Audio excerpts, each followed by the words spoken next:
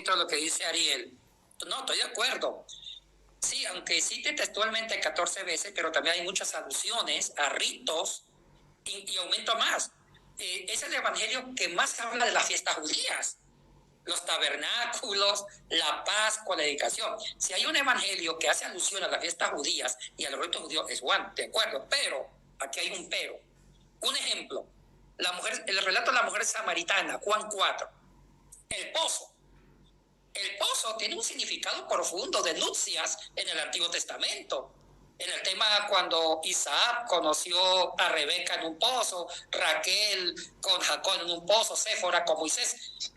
De acuerdo, significaba matrimonio, nupcias, unión. Pero mire la picardía del autor cuando pone a Jesucristo en un pozo con la mujer samaritana. Aparentemente está citando el tema de la teología del pozo, que era nupcia, pero también la está criticando. Bueno, corrijo esto, tal vez como son 20 minutos uno no puede expresar todo lo que uno quiere decir. No estoy diciendo que el autor de Juan sea un antijudío, yo me refería más a la cristología, que la quiere divorciar de una cristología atrapada en el judaísmo. Eso yo quería referirme. Pero no estoy diciendo que no conocía las tradiciones judías, claro que las conoce, pero el hecho de que las conozca no las respeta ni las sigue al pie de la letra, sino que las interpreta. Un ejemplo, la mujer samaritana en el pozo. Observe que está redimiendo antiguas costumbres, porque en Siquén. Y el tema cuando la hija de Jacob fue abusada en ese mismo lugar, y hay que estar otra vez redimiendo la figura de la mujer en Siquén. Número 2, vamos al pozo. El pozo lo usa para emprender una evangelización a pueblos que no eran judíos, hacia el mundo samaritano que no eran aborrecidos por los judíos. Entonces, usa el pozo hacia una misión universal, como que es una crítica muy sutil, diciendo un momentito, el tema de los pozos no es para la promesa hecha a Abraham, para que los judíos se casen entre ellos. También el pozo lo está usando para el inicio de una misión fuera de Judea. Entonces también hay que entender que usa, sí, hace alusiones a ritos judíos, pero con una picardía de universalizar el evangelio. Ahora, sobre el autor, de acuerdo. No. Bueno, pues Efesios 6:12, no tenemos lucha contra carne ni contra sangre, sino como este tipo de gramáticas de gente inteligente pero que emite necedades, ¿verdad? Hay 3 personas inteligentes en ese debate, pero hablando necedades, emitiendo necedades. Es un debate endogámico, ¿verdad? Adrede, o sea, buscadamente, es un debate endogámico cerrado a pues personas que se dicen unos a otros ilustrados y así se sienten bien, ¿verdad? Esto es lo que pasa. Como cuando le dice a lo largo del debate a Bonilla, que es el teólogo, que es el creyente del grupo, el más creyente, y le dice, es usted un valiente porque pone a Johanan como no judío, y sostiene eso Bonilla, ¿no? Y entonces le dice, es usted un valiente. Entonces Bonilla poco menos que hace así, oh, sí, lo sé. Bueno, pues entonces te avisa Antonio Piñero, que es la estrella invitada, que va a ser una impostura, porque dice, vamos a impostar tal o cual conclusión, ¿verdad? Desde el primer momento él que interviene te lo dice a lo largo del debate. Si quieren ustedes síganlo, sigan todo el debate, pero a no ser para exponer a estos ponentes, pues no merecería la pena tragárselo, ¿verdad? Desde el primer momento, como digo, Antonio Piñero te avisa que es una impostura. Vamos a impostar tal cosa. Impostar viene de impostura, de ser impostor. Entonces, y además te avisa de que no es teólogo. Te avisa a los participantes de que no es teólogo. Antonio Piñero. Aún así es el referente de los teólogos que necesitan esa referencia por famélicos que son y por indigentes intelectuales que son.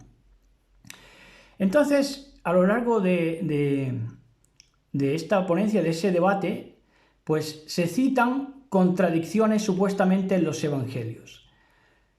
Disparatan de esta manera. Por ejemplo, dicen que los evangelios se contradicen porque el uno narra una muerte de Judas que es por ahorcamiento y en el otro se dice que reventó, que cayó y se le reventaron las entrañas.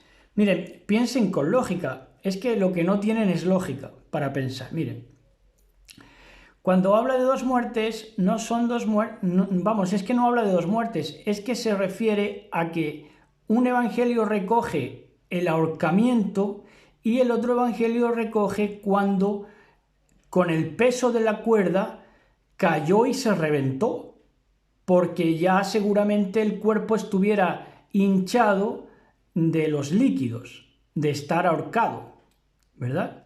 Entonces se fue cargando el peso, entonces claro, se acumularon los líquidos, se rompió la cuerda y reventó, le reventaron las entrañas, como narra la Besorá, en el Evangelio. Entonces no son contradicciones, es solamente pensar con lógica, ¿no?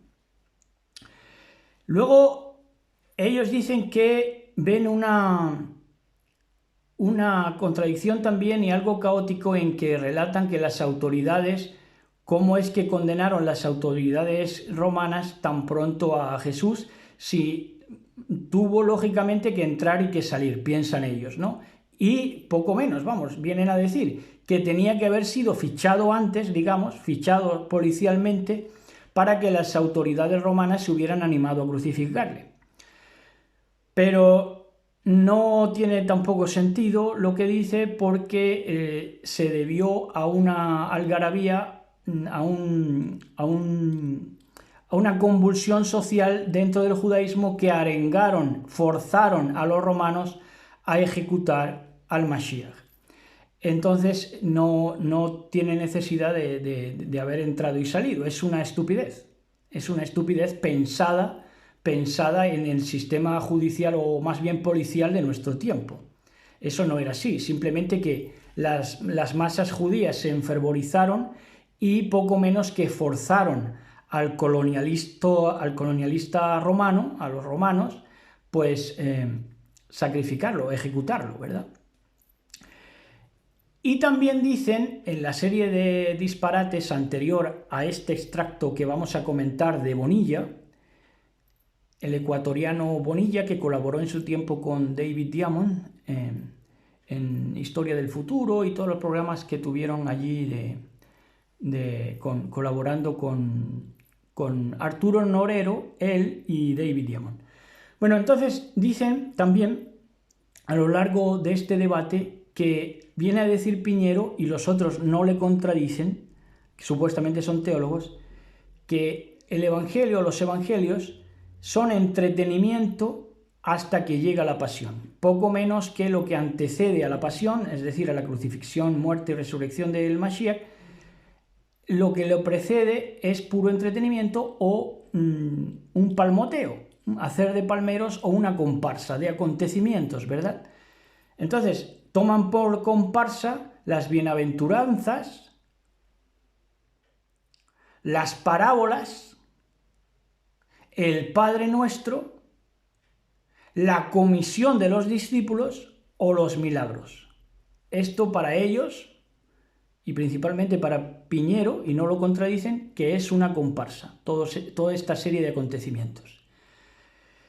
Entonces, no tiene sentido, es un disparate tras otro, pero como se dicen disparates, digamos, con corbata, pues la gente no los interpreta como disparates, ¿verdad? Ahora ya lo que vamos a comentar es que Bonilla no habla de pasada solamente de las fiestas y como fiestas judías. Bueno, esto ya es el primer craso error de un teólogo que se precie de ser teólogo, porque no son fiestas judías, sino fiestas de Yahweh. Estas son mis fiestas, dice Yahweh, ellos llaman Jehová, dice Dios, ¿verdad? Pero las fiestas no son judías, son de Yahweh, son del Creador, dadas a 12 tribus, entre ellas las judías, y a todos los creyentes que venían después, porque dice una misma ley tendrá el natural como el extranjero.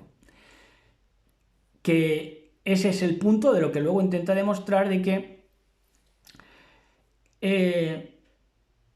Ahí es donde empezó, por cierto, la vocación universal, en la misma Torá, porque te dice una misma ley, una misma Torá tendrá el natural como el extranjero. Ahí empezó, ¿no? Pero este Bonilla defiende que en el episodio del pozo con la samaritana, el encuentro de Jesús con la samaritana, que dice, y el autor con picardía, que es una mala palabra, porque picardía implica malicia, ahí está mal empleada, terriblemente, diría yo.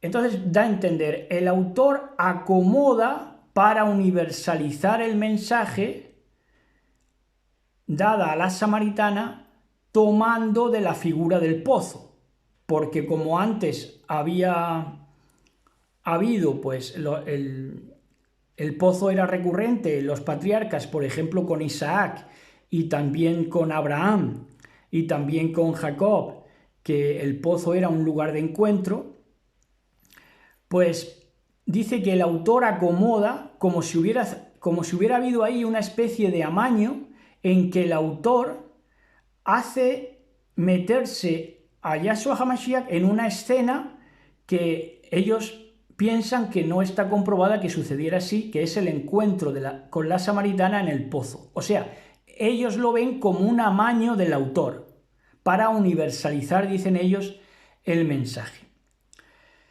Pero no es el autor quien toma el símbolo del pozo, sino que es Yahshua HaMashiach. El texto no tiene necesidad de un amaño de autor, porque el mismo Mashiach es consciente de lo que implica y simboliza el pozo a lo largo de la historia de la redención de Israel y por ende de la amada, que la samaritana representa la amada, ¿verdad?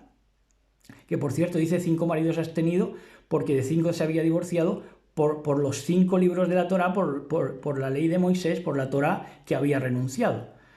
Pero bueno, fuera de eso, que el Mashiach era consciente, por eso ejecuta ese lo que se podría llamar en el judaísmo un kavanot, un acto profético de acercarse a la samaritana en aquel pozo. Por supuesto, Mashiach era consciente, ¿verdad? No tiene necesidad del autor de amañar nada, sino que el Mashiach es plenamente consciente de lo que se ha escrito en profecía antes, ¿verdad? Para la nación de Israel, proféticamente. Bueno, entonces pues hasta aquí. Esta es el corregidor, parte 19. Shalom, shalom, besos y abrazos.